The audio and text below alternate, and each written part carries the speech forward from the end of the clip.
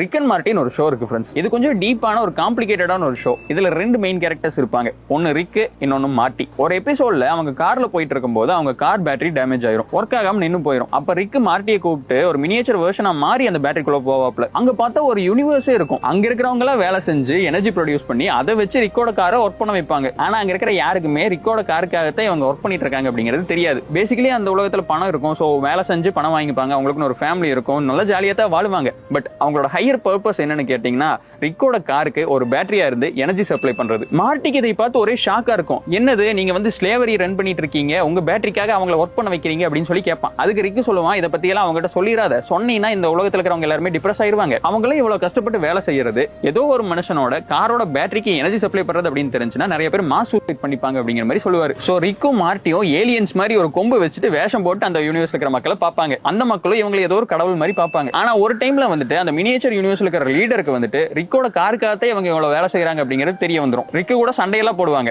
ஆனாலும் அவங்களால அந்த வேலையை நிறுத்த முடியாது. ஏன்னா ஒன்ஸ் அவங்க வேலை செய்யறதை நிறுத்திட்டாங்க அப்படின்னா ரிக் அந்த பேட்டரியை தூக்கி போட்டு வேற பேட்டரி வாங்கிடுவாப்ல. இவங்க யூனிவர்ஸே இல்லாம போயிடும். சோ ஈவன் தோ இந்த மாதிரி ஒருத்தர் பேட்டரிக்காகத்தான் நம்ம வேலை செய்யறங்கிறது அந்த லீடருக்கு தெரிஞ்சாலும் அதை அவனால பீப்புள் கிட்ட சொல்ல முடியாது. பீப்புள் கண்டினியூஸா ஒர்க் பண்ணி ரிக்கோட காருக்கு எனர்ஜி சப்ளை பண்ணிட்டு இருப்பாங்க, ஆனா அது அவங்களுக்கே தெரியாது. இது ஒரு அனிமேட்டட் ஷோ தானே ஃப்ரெண்ட்ஸ். நம்ம யூனிவர்ஸ்ல அப்படி இல்லையில. நம்ம என்ன பண்றோம், நம்ம எதுக்காக ஒர்க் பண்றோம், நம்ம பர்பஸ் என்ன அப்படிங்கறதெல்லாம் நம்மளுக்கு நல்லா தெரியுமில்ல. தெரியும்ல.